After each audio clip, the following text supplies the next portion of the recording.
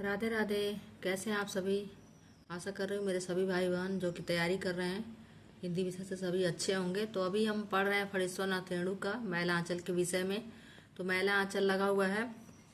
वैसे तो सभी परीक्षाओं के लिए उपयोगी है, लेकिन विशेष रूप से हमें पढ़ना है उत्तर प्रदेश असिस्टेंट प्रोफेसर के लिए। तो सबसे पहले अगर आपने चैनल को सब्सक्राइब नहीं किया तो प्लीज़ कर लें, लाइक करें और कमेंट जरूर करें। तो आइए पढ़ते हैं फणीश्वरनाथ रेणु को। तो इनका जन्म 1921 में हुआ और इनका मृत्यु जो 1977 में हुआ। तो इनका जो उपन्यास है मैला आंचल वह प्रकाशन वर्ष 1954 है। तो यह हम पढ़ रहे हैं। इसका जो उपन्यास सार कुछ तथ्य, यह पुस्तक जो है हिंदी साहित्य का दूसरा इतिहास बच्चन सिंह से, और इनसे बहुत सारे प्रश्न हमेशा पूछे जाते हैं। इनके नज़र से इनके दृष्टिकोण से देखते हैं। तो कथा साहित्य में मैलांचल के कथा साहित्य में अंचल विशेष की जेहालत, अंधविश्वास, भोलापन, तिकड़म, माटी की महक, लोक संस्कृति, गांव की बोली बानी को जिस समग्रता में साकार किया गया है वह अद्वितीय है।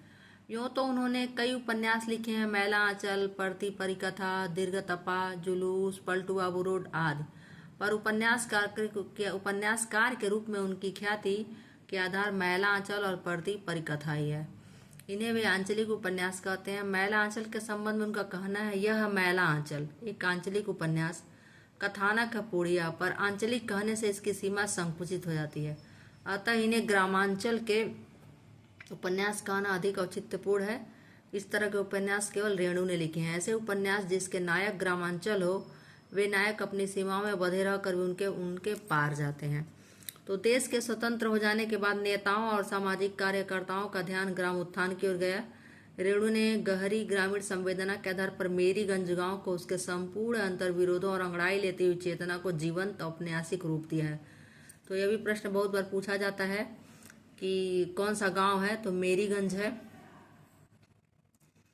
फिर रेणु का गांव प्रेमचंद का गांव नहीं है। यहाँ पुरातन जड़ता और नवीन गत्यात्मकता की टकराहट है। विभिन्न राजनीतिक आंदोलन के अंतर्विरोध है। बिरादरीवाद की कड़वाहट है। इनके बीच बचती हुई लोक संस्कृति की सहनाई है। रूपात्मक विन्यास में भी यह प्रेमचंद के गोदान से भिन्न है। यह ग्रामीण उपन्यासों की नैरेटिव परंपरा को तोड़ता हुआ एक कोलाज बनाता है। आर्केस्ट्रा का बिंब उभरता है। ऐसा बिंब न रेणु के गुरु सतीनाथ भादुड़ी के ढोड़ाया चरितमानस में मिलेगा, न ताराचंद बंदोपाध्याय में। मेरीगंज मलेरिया उन्मूलन के लिए डॉक्टर प्रशांत का प्रवेश एक घटना है। प्रशांत देखता है कि गांव में तरह तरह के कीटाणु हैं, मर्द जमींदार, स्त्री पुरुषों का अवैध अमानवीय संबंध, भ्रष्टाचार, बाल वृद्ध विवाह, राजनीतिक मूल्यहीनता आदि।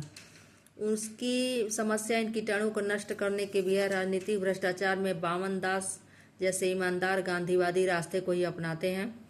अभी यह प्रश्न पूछा हुआ था दोस्तों कि मैला आंचल उपन्यास में कौन सा जो चरित्र है या व्यक्ति है जो गांधीवाद को अपनाया था, तो यह बावन दास था। यह पूछा हुआ था यह स्टेट के पेपर में पीजीटी 2024 में जो हुआ था, 12 जून 2024 को जो पीजीटी का पेपर हुआ था स्टेट का, बिहार में पटना में सेंटर हुआ था, वहाँ पूछा था यह प्रश्न। देखिए कितना अंदर अंदर से ऐसे प्रश्न पूछता है। तो राजनीतिक भ्रष्टाचार में बावन दास जैसे ईमानदार गांधीवादी रास्ते को ही अपनाते हैं। भविष्य समाजवाद में देखते हैं। इसे अंतर विरोध नहीं समझना चाहिए।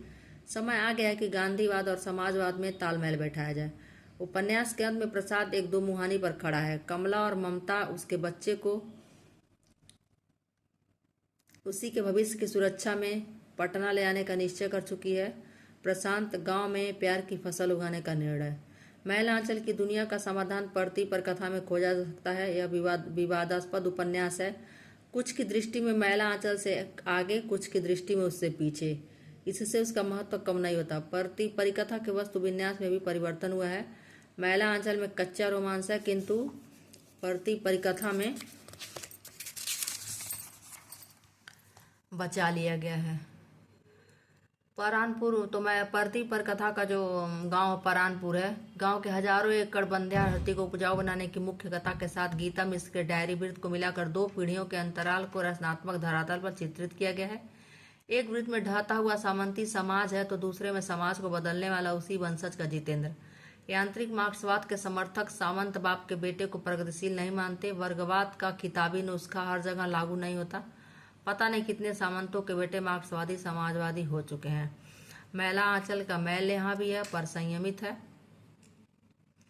तो यह था, पात्रों की बेशुमार भीड़ में प्रत्येक को पहचान लिया जाता है। कहीं कहीं हल्की रेखाओं में गंभीरता विकृतियों को उभार दिया गया है। मलाली का गोरा होना यौन विकृति का चिन्ह है। इरावती का मानसिक बंध्यात्व विभाजन की क्रूरताओं का प्रमाण है। ताज मनी का प्रेम अपनी गरिमा में अमर है, न भुलाया जाने वाला है। रेणु का आस्थावादी दृष्टिकोण दोनों उपन्यासों को सामाजिक सार्थकता प्रदान करता है। तो यहाँ हम मैला आंचल पढ़ रहे थे, तो अभी देखते हैं मैला आंचल जो उपन्यास है उसको। ये देखते, यह है मैला आंचल फणीश्वरनाथ रेणु का। राजकमल प्रकाशन का बहुत पुराना है यह है मेरे बड़े पापा का। मेरे बड़े पापा भी थे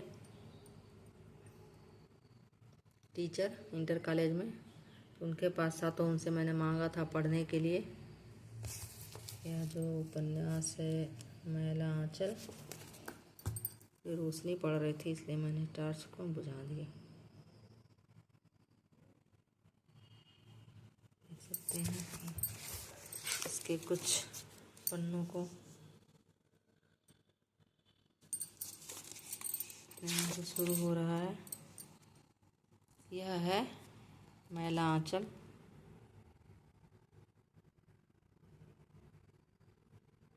कथानक पूड़िया। यह लाइन देखिए, बहुत बार पूछा है। इसमें फूल भी है, सूल भी है, धूल भी है, गुलाब भी, कीचड़ भी है, चंदन भी, सुंदरता भी है, कुरूपता भी। मैं किसी से दामन बचा कर निकल नहीं पाया। 9 अगस्त 1954 को इसकी भूमिका लिखी गई थी। को पढ़ना है मुझे फिर से, तो अब पूरा पढ़ तो नहीं सकते हैं, लेकिन कुछ कुछ है, देख लीजिए। यहाँ तक, पीछे तक, यहीं पे ख़त्म हो जा रहा है। मैं बहुत संभाल के इसको रखा हुआ है। जब आती हूँ अपने होम टाउन में तो इसको मैं धूप दिखा के, तो यहाँ पे ख़त्म होता है। तो आशा करते हो कि आपको ये वीडियो जो आपको हेल्प करेगा पढ़ने में, ज़रूर कमेंट करें। धन्यवाद।